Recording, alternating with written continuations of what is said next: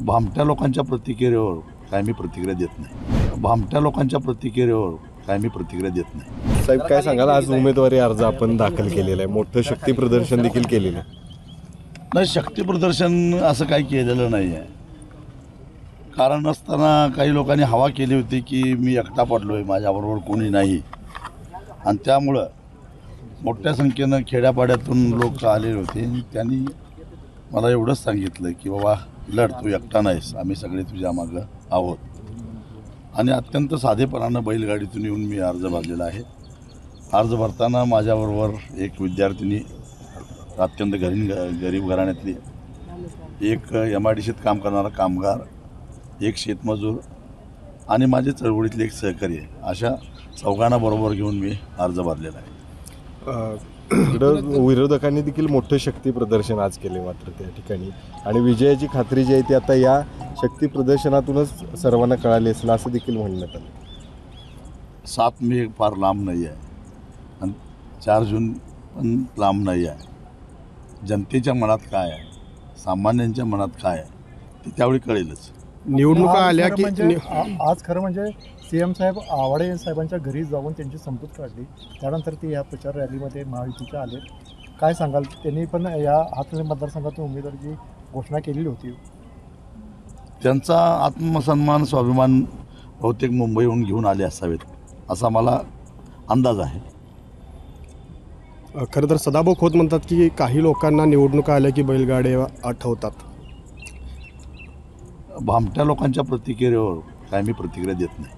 खरं तर हातकणंगलेमधली ही निवडणूक बहुरंगी होईल असं वाटलं होतं, मात्र तसं न होता महाविकास आघाडी आपण आणि महायुती याच्यामध्ये होते. आघाडींनी माघार घेतली, काय कारण असू शकते असं वाटतं? असं ना, याच्यावर प्रकाश आवाडीच टाकतील असं मला वाटतं.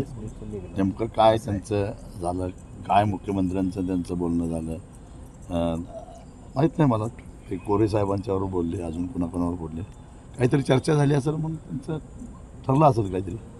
परवा दिवशीच मुख्यमंत्री या ठिकाणी आले होते आणि रात्रभर त्यांनी विनय गोरे असतील, प्रकाश आवाडे असतील, यड्रावकर असतील, यांच्या रात्रभर भेटी घेऊन पहाटे 6 वाजता गेले. काल पहाटे 6 वाजता काय एवढं हातकणंगलेमध्ये जोडण्या लावतात असं वाटतं? एवढी धडपड त्यांनी जर का नोव्हेंबरमध्ये आश्वासन दिल्याप्रमाणे त्यांच्या हमीनंतर आम्ही आंदोलन मागे घेतलं होतं, आमचे 100 रुपये देण्यासंदर्भात कारवाई केली असती, शासनाकडे प्रस्ताव गेले, तर कदाचित मला त्यांच्या उमेदवाराच्या विरोधात लढण्याची हिंमत झाली नसते.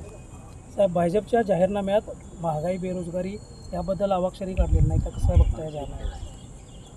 महागाई प्रचंड वाढलेली आहे. बेरोजगारीचा जे प्रमाण आहे ते 75 वर्षामध्ये सर्वाधिक आहे. त्याचबरोबर शाळाबाह्य विद्यार्थ्यांची संख्यासुद्धा मोठ्या प्रमाणात वाढते आहे. हे काय फार चांगलं लक्षण नाही आहे. एकूणच देशाचं आर्थिक आणि सामाजिक आरोग्य बिघडल्याची लक्षणं आहे. मणिपूरसारख्या घटना घडत असतानासुद्धा देशामध्ये त्याच्याबद्दल प्रतिक्रिया उमटत नाहीत. एक प्रकारचा कोडगेपणा लोकांच्यामध्ये वाढलेला आहे आणि हे भयावह आहे. याचा एकतर मग लोकांनी शरणागती पत्करलेली आहे किंवा त्यांच्या मनामध्ये काहीतरी खदखद आहे आणि ही वादळापूर्वीची शांतता आहे, असा याचा अर्थ काढावा लागेल. ठीक आहे, ओके, चल, थँक्यू. एक ओंकार घे बोलून. राजकारणातील प्रत्येक अचूक बातमीचे सर्वात आधी अपडेट्स मिळवण्यासाठी सरकारनामाच्या सर्व सोशल मीडिया प्लॅटफॉर्मला लाईक, फॉलो आणि सबस्क्राईब करा. तसंच सर्व नोटिफिकेशनसाठी बेल आयकॉन प्रेस करायला विसरू नका.